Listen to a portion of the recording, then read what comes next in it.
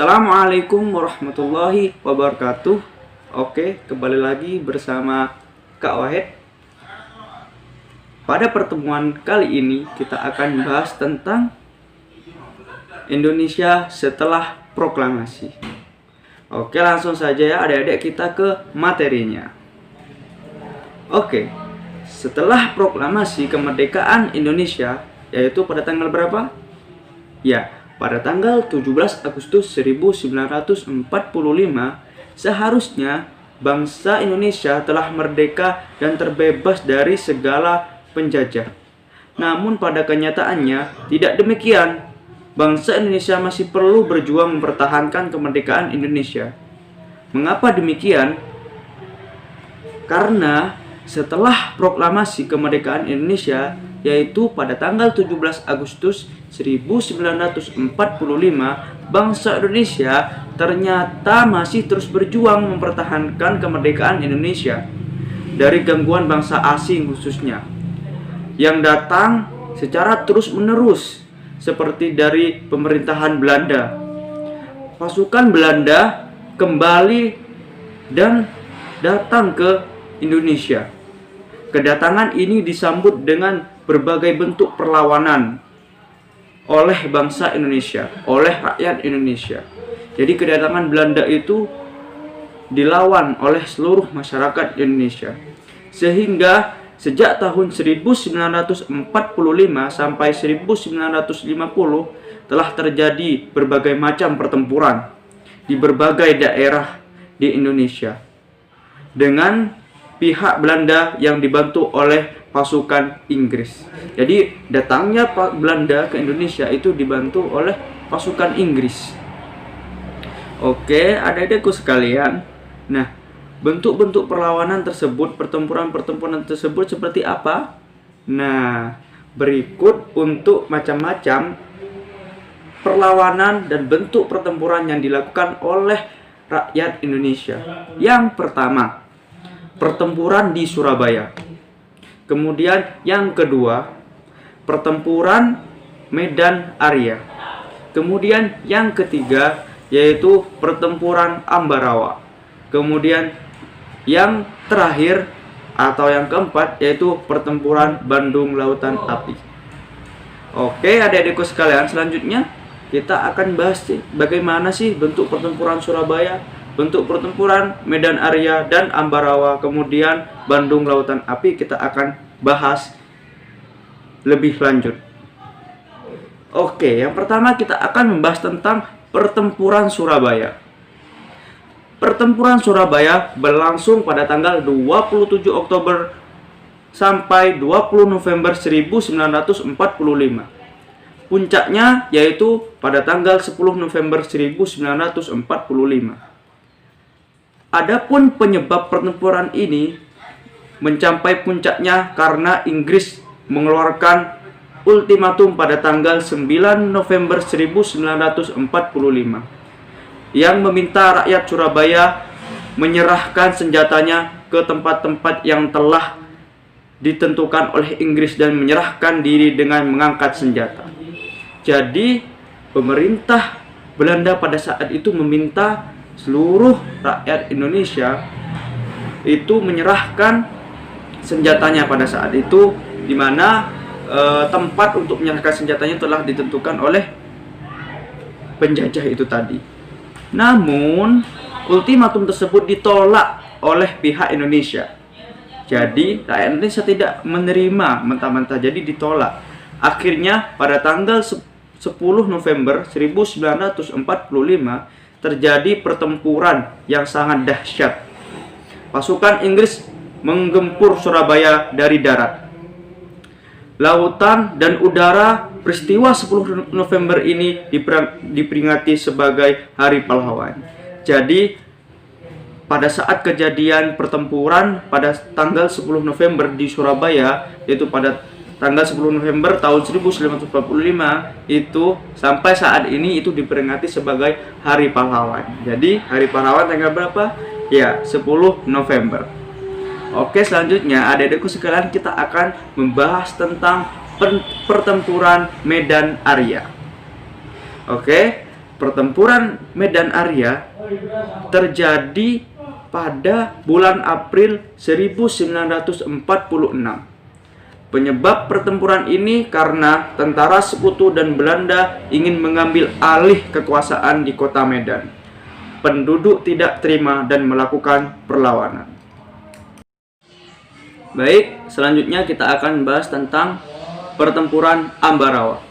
Jadi adik-adikku sekalian, pertempuran Ambarawa ini terjadi pada tanggal 20 Oktober 1945 sampai pada tanggal 15 Desember 1945. Penyebab terjadinya pertempuran ini karena adanya perlawanan pasukan tentara keamanan rakyat terhadap upaya pasukan sekutu untuk menduduki Ambarawa dan sekitarnya dan mengembalikan kekuasaan Belanda di Indonesia melalui nikah. Nah, pertempuran Ambarawa ini diabadikan melalui monumen yang bernama Monumen Palagan Ambarawa. Nah, ini untuk gambar monumennya. Kemudian selanjutnya kita akan membahas tentang peristiwa Bandung Lautan Api. Nah, peristiwa ini sampai dibuat lagu loh adik-adikku sekalian yang berjudul Halo Halo Bandung. Ada yang tahu lagunya? Ya, tentunya kalian tahu semua. Nah, peristiwa Bandung Lautan Api ini ya peristiwa yang terjadi pada tanggal 23 Maret 1946. Penyebabnya karena dikeluarkan ultimatum oleh sekutu yang mengandung perintah untuk mengosongkan bagian utara kota Bandung dari rakyat Indonesia. Ultimatum tersebut mendorong tentara Republik Indonesia melakukan operasi Bumi Hangus. Nah, Bandung bagian selatan untuk mencegah tentara sekutu dan nikah, menggunakan semua fasilitas sebagai markas mereka. Tahukah adik-adik, upaya mempertahankan kemerdekaan Indonesia tidak hanya dilakukan melalui pertempuran saja, namun juga dilakukan melalui jalur diplomasi, yaitu perjanjian dan perundingan seperti yang pertama, perjanjian Linggarjati, perjanjian Renville, perjanjian Romroyen, dan konversi meja bundar. Nah, baik, selanjutnya kita akan mengupas tuntas terkait dengan perjanjian tersebut. Yang pertama, kita akan bahas tentang perjanjian Linggarjati. Jadi, perjanjian Linggarjati adalah perundingan antara Indonesia dan Belanda di Linggarjati, di mana perjanjian tersebut menghasilkan persetujuan mengenai status kemerdekaan Indonesia. Perjanjian tersebut ditandatangani secara sah oleh kedua negara pada tanggal 25 Maret 1947.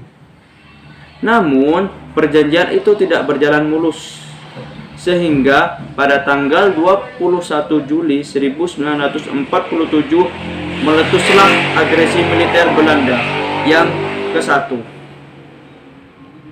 Nah, kemudian yang kedua, kita akan membahas tentang perjanjian Renville. Jadi, adik-adikku sekalian, perjanjian Renville dilakukan antara Indonesia dan Belanda. Perjanjian ini ditandatangani pada tanggal 17 Januari 1948 di atas kapal perang Amerika. Nah, jadi perjanjian ini ditandatangani di atas kapal perang Amerika yang berlabuh di pelabuhan Tanjung Priuk di Jakarta. Nah, perundingan ini dimulai pada tanggal 8 Desember 1947. Nah, perundingan ini ditengahi oleh komisi 3 negara, yaitu Amerika Serikat, Australia, dan Belgia.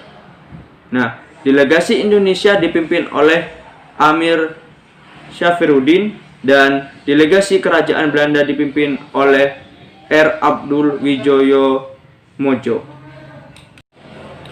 Kemudian selanjutnya kita akan membahas tentang perjanjian Romroyen.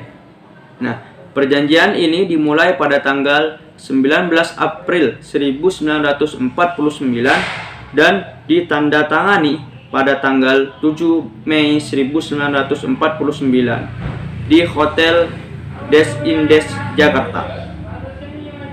Nama perjanjian ini diambil dari kedua pimpinan delegasi, yaitu Muhammad Rum dan Hermawan van Rooyen.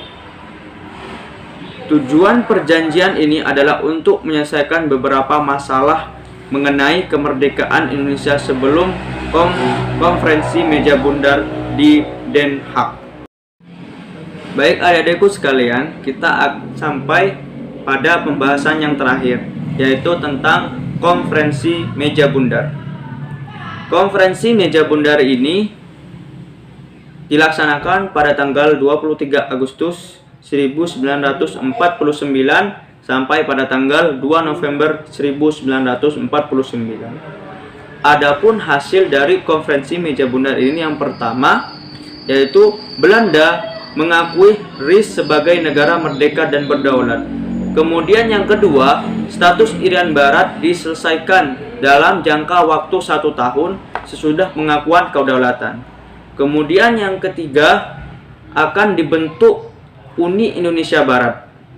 Kemudian yang keempat, RIS mengembalikan hak milik Belanda dan memberikan hak konsesi dan izin baru untuk perusahaan-perusahaan Belanda.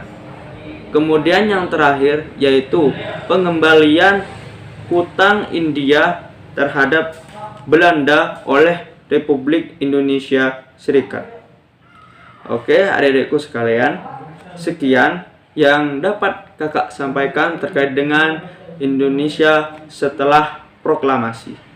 Jadi itu dijadikan sebagai motivasi bagi diri kita bahwasanya untuk memerdekakan Indonesia, untuk menjadikan Indonesia sampai saat ini tidaklah mudah.